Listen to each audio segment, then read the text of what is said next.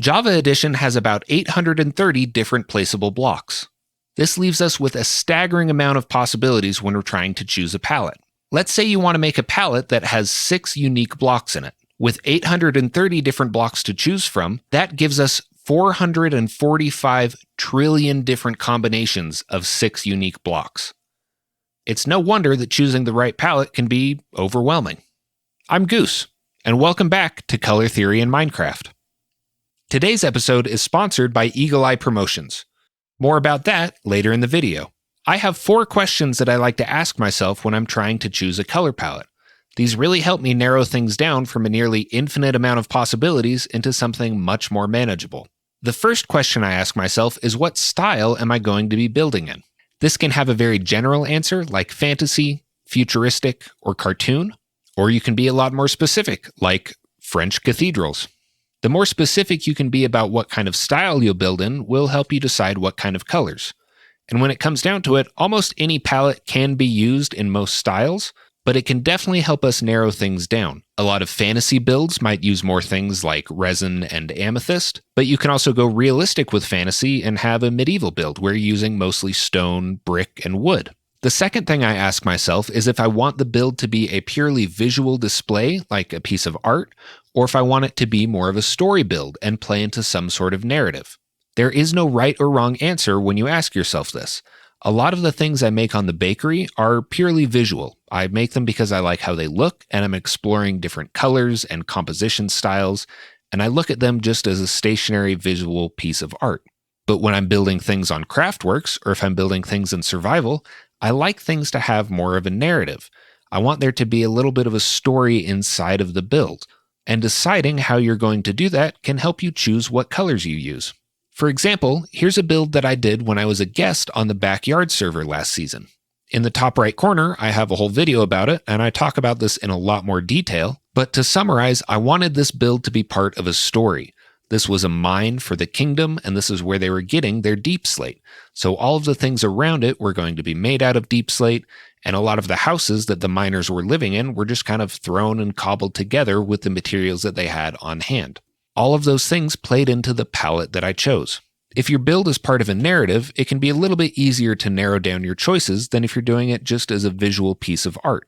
My favorite way to tie a build into a narrative leads into my next question. What is the environment that the build is in? The environment plays a huge role in a build, and I think it's something that's often overlooked. Something as simple as deciding what biome your build is going to be in before you start designing can have a huge impact on how you design it. If you think about the people that are going to be living in these environments, they're going to be using the materials available to them to create the building. In this first example, we have an arid mountaintop.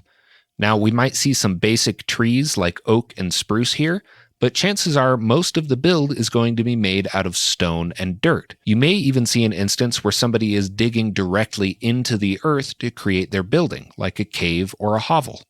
In this environment, we have a lot more options for wood. It's a much more lush environment, and we can have things like multiple types of wood. We can have things like plants that are part of the building, or maybe the building itself is overgrown and is kind of being lost in the environment. On the far left, we have a volcanic environment. This is mostly basalt, gravel, and obsidian, and you're probably not going to see wood in a build in this kind of environment because, well, there's no wood here. Materials that are used to build in a volcanic environment are likely being transported in from somewhere else. So you might see much more industrial builds, like a lot of copper and iron, grates, redstone, things like that. But you can also go the natural route, and maybe you'll see like an evil wizard's tower somewhere like this that's made out of the materials that you find. But this brings me to my next question. You don't necessarily have to have your build directly be part of the environment. Do you want your build to be cohesive with your environment, or do you want your build to contrast your environment?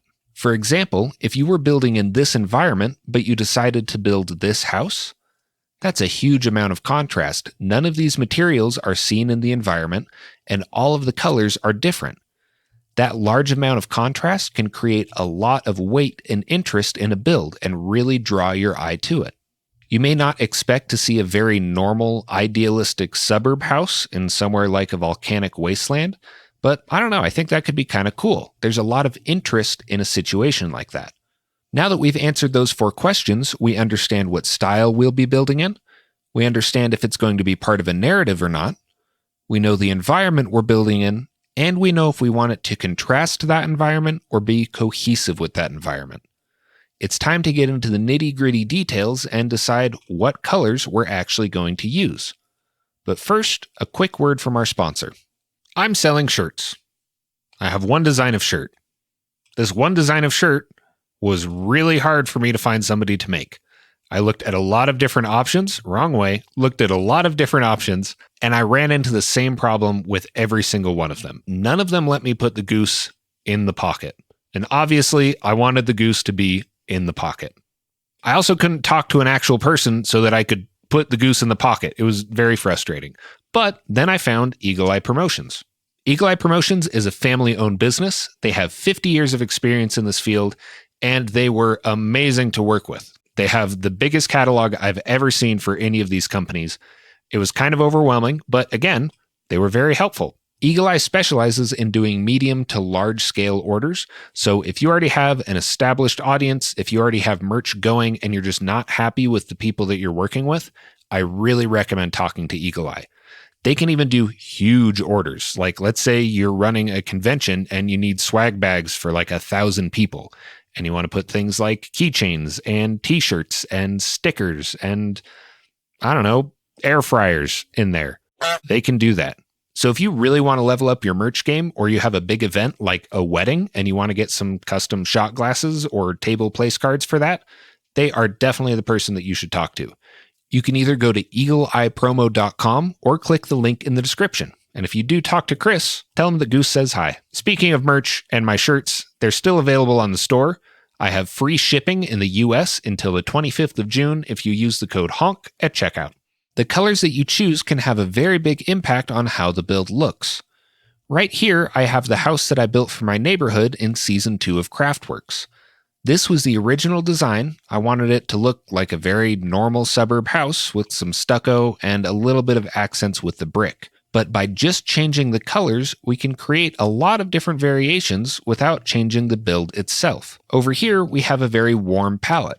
We have some reds and orange, some brown, and then we have some grays that lean towards green. This kind of a color palette reminds me of fall or like a mountain town or the forest. It's a very warm, cozy looking building. But you don't need to use a bunch of colors in your palette. You can keep things really simple. Over here, I focused entirely on contrast. We only have a couple different blocks, and we have light blocks and dark blocks, and that's it. It gives a very different feel than that one. I even imagine that the inside of this building would look very similar, with really clean white marble countertops, stainless steel appliances, very minimal decoration, not a lot of furniture or clutter. And all of that is just because I changed the colors of the outside. In the area that I live in real life, there's a lot of buildings that are made out of brick, and they have this corrugated metal roofing that's usually this green, turquoise, cyan color. I thought this was a really interesting complementary palette. Most of the palette leans toward red, but then we hop onto the other side of the color wheel with this green cyan color and use that for the roof. I really like how this looks. I think it's a very interesting color palette that works pretty well, in my opinion.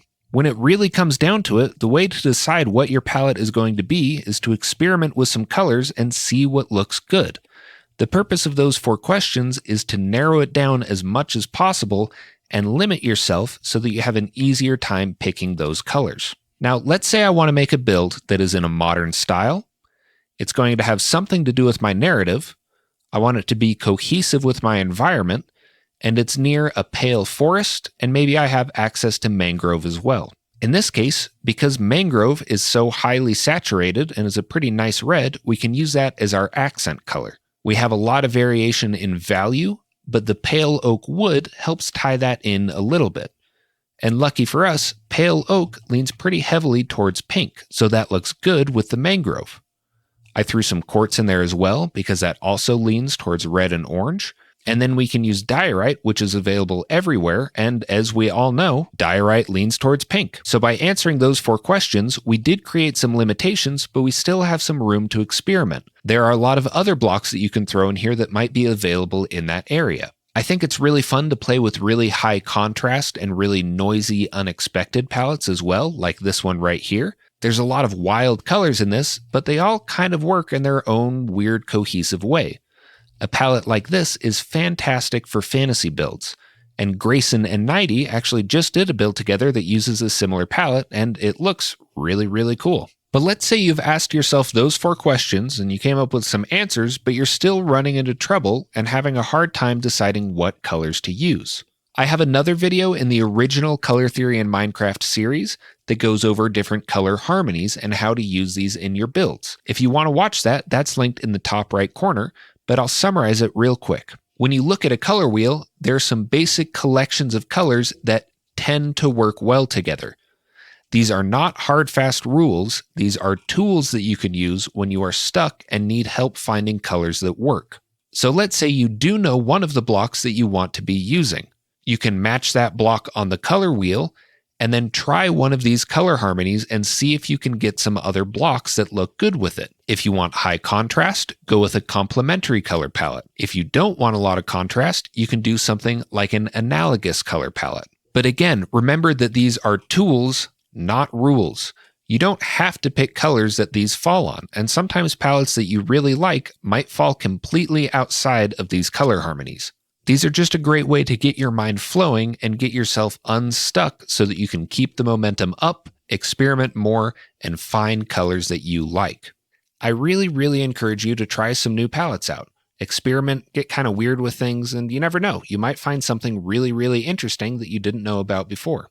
I have a Discord. The link to that is down in the description, and I'd love to have you there. Feel free to post your palettes that you make, tag me in them. I would love to check them out. That is always the best way to get a hold of me, and I do not mind being pinged. It really is the best way to get a hold of me. There are also a lot of other places that you can check out inspiration. Rail Design does a lot of floor patterns, and this is actually a large part of what got me into doing color in Minecraft. You can check out my video with him in the top right corner. I'm actually in my original creative world, and I have the floor designs that I made after seeing his posts on Instagram. These were the very first things that I built in this world, and it's all because I just wanted to experiment and try some new colors out. I think this one turned out really cool. But this one over here is always going to be my favorite. Thank you so much for watching, and again, there's a link to the Discord down in the description. It's been a fantastic community. I really love hanging out in there. We've also been playing a lot of Wordle lately, so at the least, if you want to come play some Wordle with all of us, it's a fun place to do that. I also want to take a quick second to say thank you to my mods in the Discord. You guys are lifesavers. You have no idea how much I appreciate all the work and effort and time that you guys put in. So thank you very much to Whale and Sear and Wordle. Different Wordle, not the game. You guys are fantastic. They run the entire Minecraft SMP server, the creative server. They moderate the chat. I would not be able to do the stuff that I do without your guys' help. So thank you so much. Seriously. I also know I haven't been on YouTube as much. I've been streaming a lot. You can check me out on Twitch. I stream Wednesday, Thursday, and now Friday mornings, Central Standard Time. Mostly do Minecraft stuff. We spend a lot of time on the bakery. But this past week, I played through Undertale for the first time, and it was amazing. It was also one of the most fun streaming experiences I've had. So thank you all to you that came and watched that. That was a lot of fun. Talking about space and snails and pixel art. It was great. Anyway, I love you guys. Thank you so much for watching. And until next time, have fun. Go experiment. Do some color stuff.